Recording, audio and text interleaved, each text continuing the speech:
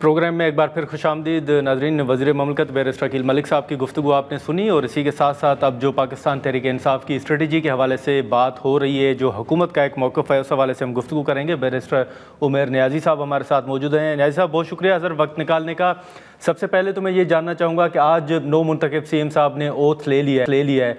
अब आपकी नज़र में PTI की स्ट्रेटजी क्या होगी? जो हुकूमत तनकीद कर रही है कि CM साहब कहाँ से हिदायत लेंगे, कैसे आगे बढ़ा जाएगा, आपकी नज़र में हुकूमत के मौक़िफ़ को सामने रखते हुए स्ट्रेटजी क्या होगी, कैसे आगे बढ़ा जाएगा?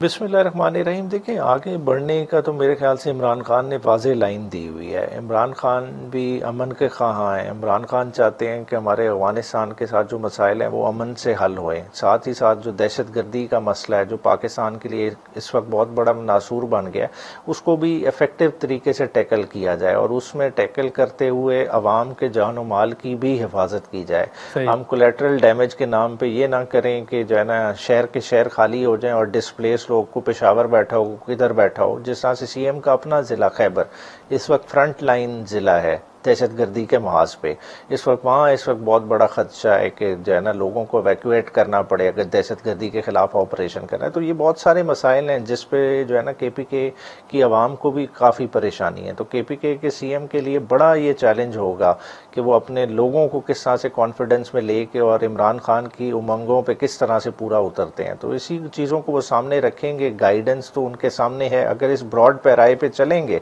और कोशिश करेंगे कि जो है ना टेबल टॉक के ज़रिए वफाक को इंगेज कर सकें और जो वो समझते हैं कि पॉलिसी मैटर्स में बेहतरी आ सकती है, वो अपनी तजावीज़ देने की कोशिश करेंगे। ये सर जो मुज़ाकरात की आपने बात की, क्या हम ये कह सकते हैं कि नौ मुंतखब CM साहब जो हैं वो वफाक के साथ खान साहब की रिहाई हो या PTI के दीगर इशूज़ हों, उन पर मुज़ाकरात की टेबल पर बैठ सकते हैं? देखें, CM का रोल बहुत बड़ा रोल होता है। देखें, एपेक्स कमेटी में जब बैठ रहे हैं, देखें दहशतगर्दी के महाज पे सारे बड़े फैसले किधर हो रहे होते हैं, एपेक्स की कमेटी में होती हैं। उस फॉर्मेशन में तमाम सूबों के चीफ मिनिस्टर्स बैठते हैं।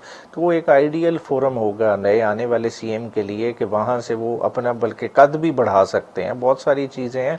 देखिए, बहुत सारे मामला हल ही टेबल पे होते हैं। देखें, कहने की बात और होती है, आप एक तकरीर को पकड़ के उसी से जज करेंगे। देखें, KP का CM आ रहा है, यंग CM है, डायनेमिक CM है। आज आप उनकी हलफ बर्दारी से ही देख लें ना, जो अवामी रिस्पॉन्स था गवर्नर हाउस में, तो मेरे ख्याल से चीज़ों को वो बेहतर तरीके से मोल्ड कर सकते हैं।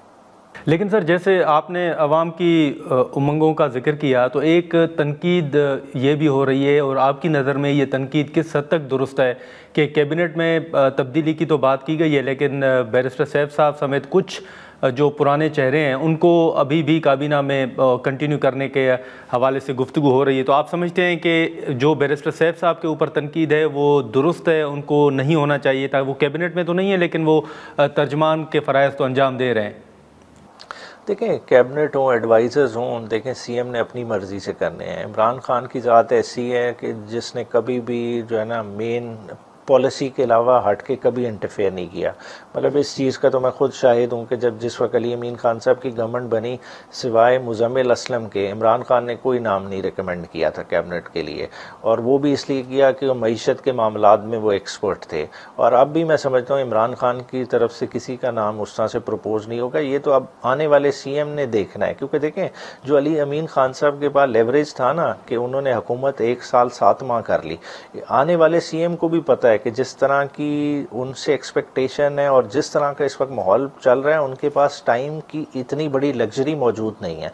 तो इस चीज़ को मद्देनज़र रखते हुए मेरे ख्याल से वो स्टार प्लेयर्स ही मैदान में उतारेंगे और ऐसे कोई बोझ वो नहीं उठाएंगे कि जिसकी वजह से उनकी ज़ात पे तनकीद। नाज़रीन, यहाँ पर एक मुख्तसर सा ब्रेक लेते हैं और ब्रेक के बाद गुफ्तगू को आगे बढ़ाते हैं।